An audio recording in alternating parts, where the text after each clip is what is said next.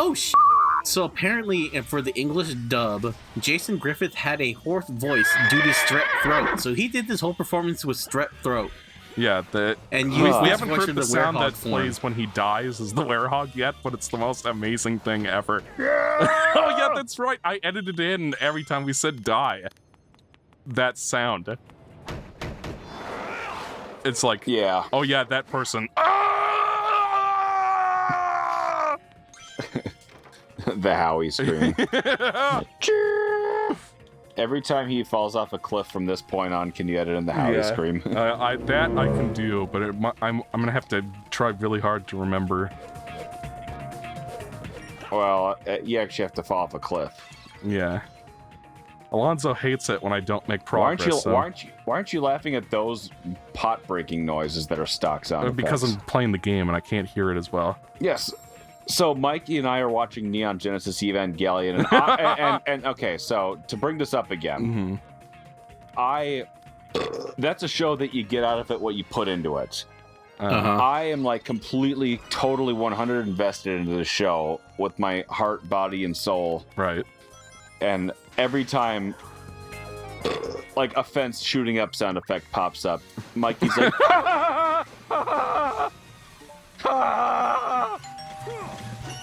I'm just like, Mikey, I'm dying Mikey inside. just has an ironic sense of humor, my man. I'm dying inside as he ridicules my favorite show of all time. Well, I wasn't trying to ridicule it. I know. You didn't ridicule it very much, but I was sad because it told me that you weren't into it. And you gave the anime a meh out of 10. Well, you know so what? Apparently Knuckles and Shadow were supposed to be in this game, but they just aren't at all. Alonzo, when I was watching Gundam and Bright slaps Amuro in the face, I laughed. Oh yeah, that's a very famous scene. He slaps a lot of people. Because Amuro's being a little bitch. Because he's like, no, I don't want to fight in the Gundam because I'm scared now all of a sudden, even though I wasn't scared at any point before this. It's like easier than taking candy from a baby. Which Mikey is edited fine the Family Guy by clip me. of Peter taking.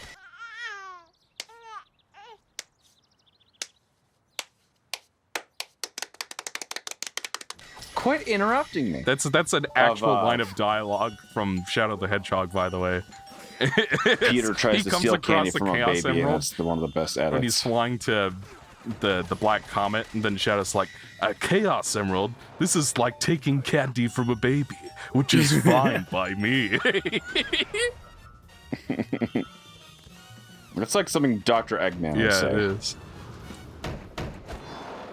is. Which is fine by me, because I'm evil. And I don't believe in...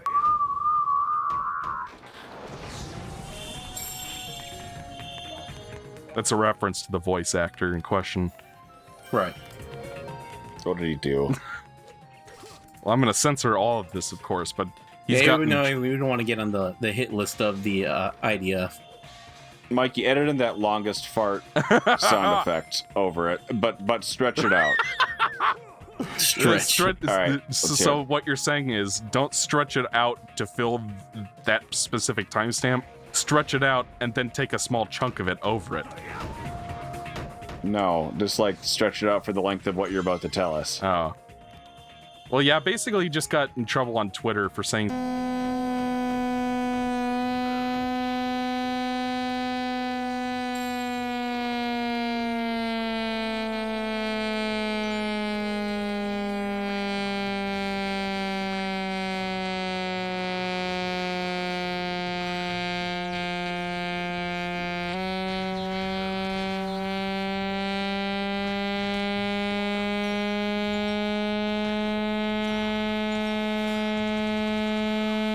What are these people that you're fighting? These are pieces of Dark Gaia. That was the giant fuck monster that came out of the Earth's core earlier. The one I pointed to and said, Ethan, does that look like it belongs in a Sonic game? And you were like, nope. What did you think about the end of Evangelion versus the series? Me, specifically? You, specifically. I thought it was more action-packed. Like, the whole raid one was really exciting and tragic. there was some good action in it relative to the show, because the action in the show is okay. But they've got a movie budget, so that scene where Asuka was really fun. Oh, it's so good. Oh, it's so good and brutal. It's fucking brutal. Oh yeah, brutal. Oh, it's so And good. as far as when Like I said, I was trying to say this earlier, but I'm glad that the last 2 episodes are dementia, because it allowed us to have a proper movie ending, which is so fucking good. Yeah. Because the problem with those original 2 episodes, the dementia episodes as you call them, is that you're just being bombarded with dialogue constantly, and you're given like no time to absorb what they're saying. It's like, okay, so Misato has issues with her father. That's why she's attracted to Kaji, because Kaji reminds her of her father. And also, Asuka has issues with her mother. And it's just like they're just piling all this shit on you. And here's my philosophical views about why limitations makes life worth living. And now Shinji decides he wants to live again because of this conversation. But also, we're watching a play version of everybody's life, but Shinji's the one watching it, even though but he also can somehow see into the heart of Asuka and Ray. It's just like a whole bunch of stuff piled on you. I'm not sure what any of it's supposed to mean. It's one of those... Imagine trying to read all of that in a sub when I first watched it. Exactly, yeah. Like, it was a little tough. Well, like, imagine watching like a TV broadcast of it in like 96 or whatever, and trying to absorb all of that without being able to rewind it and go back, you know? What did Alonzo think of the movie finale? Of end of Evangelion? Yeah. It's definitely... God, it was such a... I remember when I first watched it, I was all by myself, alone, with nobody to talk to for like a good couple of days. Yeah. And you kind of had to sit and stew on it a little bit.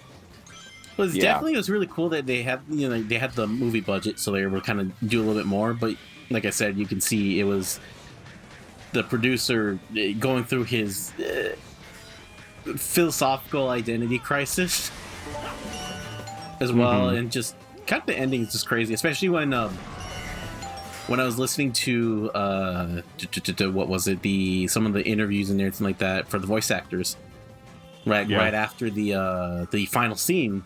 So it's like, yeah, what does a lot of the stuff mean or something? And they told him, so imagine you're a person and you see Asuka's final words and why it has like certain emotion and everything like that. And they told him, so what would a person feel when they saw her who just literally JO'd in front on them when they were asleep, and they get to see that now, and that's kind of where a lot of that emotion comes from. So I think I'm kind of so rambling she now, saw but everything it's that just such a crazy. So what I think happened, I'm not positive, but I think when she delivered some of those lines, it was after she actually got choked in the studio.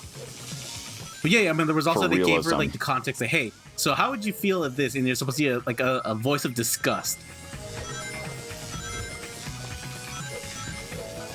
But yeah, the ending it's very interesting.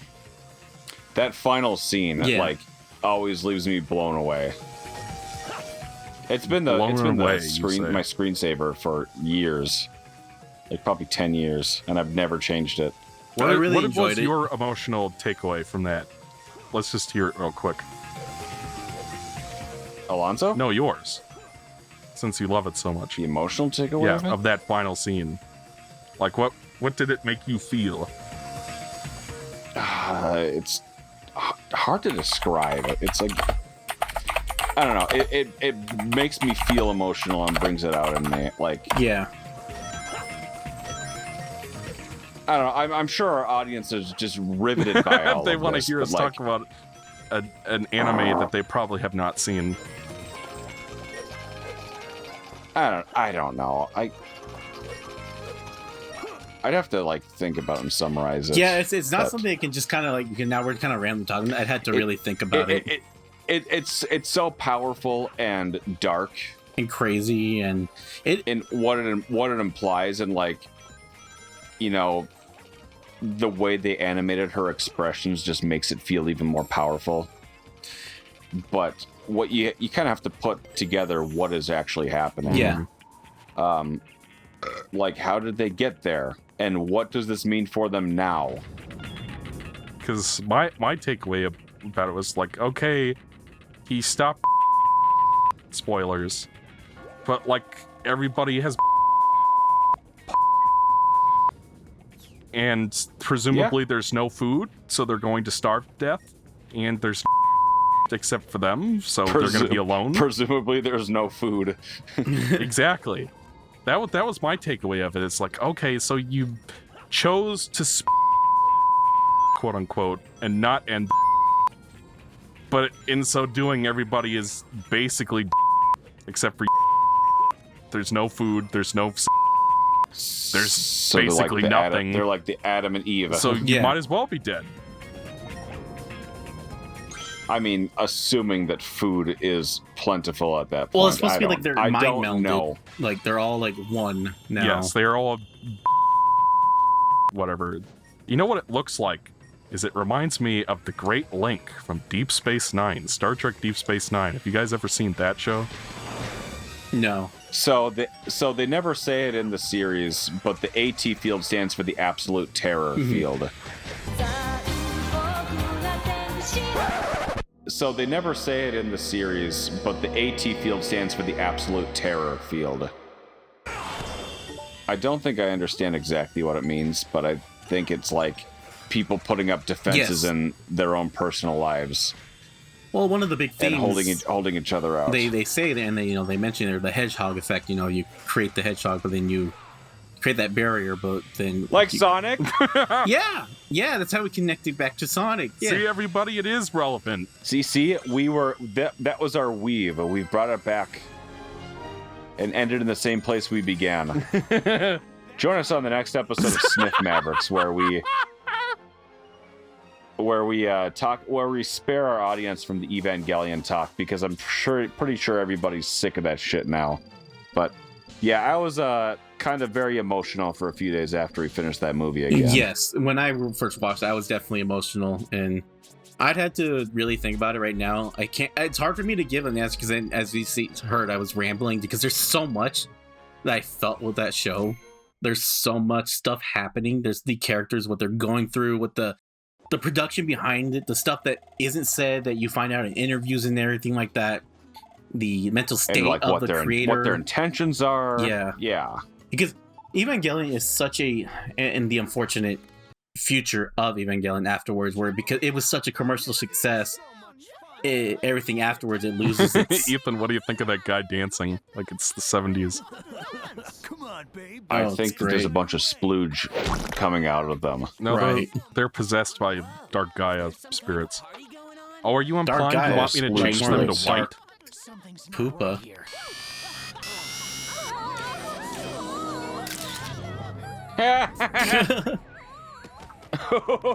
Uh-oh, what's wrong with Ermi?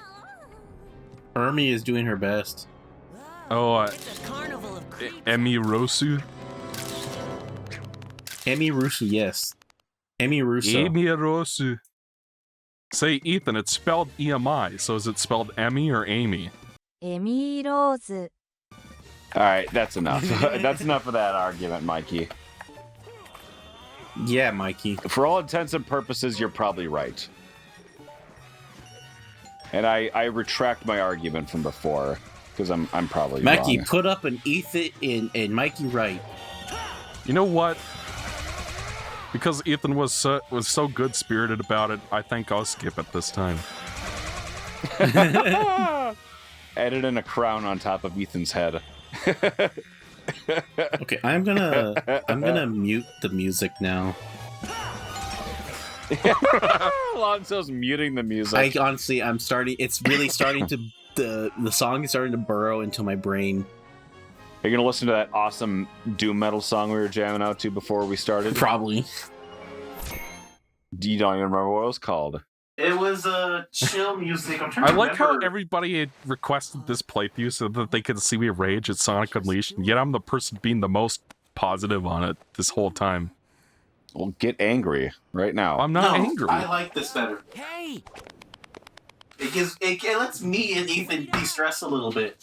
Was that Sonic? Besides, we're having fun talking about Evangelion. Yeah. I feel for the Which is characters. the topic I feel of for this the playthrough. I feel for the characters and the events that unfold, like when the begins, and they've been alluding to it throughout the entire series, and then it begins, and it's Mikey even says to me what happens. He's like, "Oh, this is really weird." like when the was oncoming, that feels so fitting. Like, yeah, it's fucking weird. It's not what you expect. It's bizarre, but it's also kind of beautiful in a way. It's exactly it. That's exactly it. And like, it's not this epic generic music song that you would hear, but instead it's this long 8-minute pop ballad. This 10 FPS cutscene. It's like, tumbling down, tumbling down, tumbling down. I listened to that the day after that night when we finished that movie. I listened to that song like 12 times, and it's 8 minutes long. And I was like singing along to it and everything because that's how it just blew me away. Yeah, I mean, we had to stop at the intermission because I had to recuperate a little bit. Yeah, blow your load away. Yeah, all over your Ray posters. Sploosh. They are 14. I am not into that. I like how we were having a conversation about which of the underage girls besides Misato. That's why I was shifting towards Misato during that. Whenever it comes to that argument, I'm not sexually attracted to any of them because they are, 2D characters. But like as characters, I think Asuka is the most tragic of the three of them. Oh yeah, no. And I love tragic backstories. You should see my D&D characters that I make and their backstories. Let's see. I'm trying to acquire those boots so that I may jump between D&D, walls. more like do not disturb. You ever play D&D? No. My sister does a lot though, so I listen to her campaigns. Oh yeah, that's right. Ethan's fucking FISEM was goddamn D&D. D&D's fun. Well, yeah, so I played exactly one session where Hadox was the game master. The game master. The dungeon master. Whatever you call it. That shows everybody how much into D&D that Mikey is. I'm sorry. I forgot the term. He was the action game master of our session. Anyways. The action game master.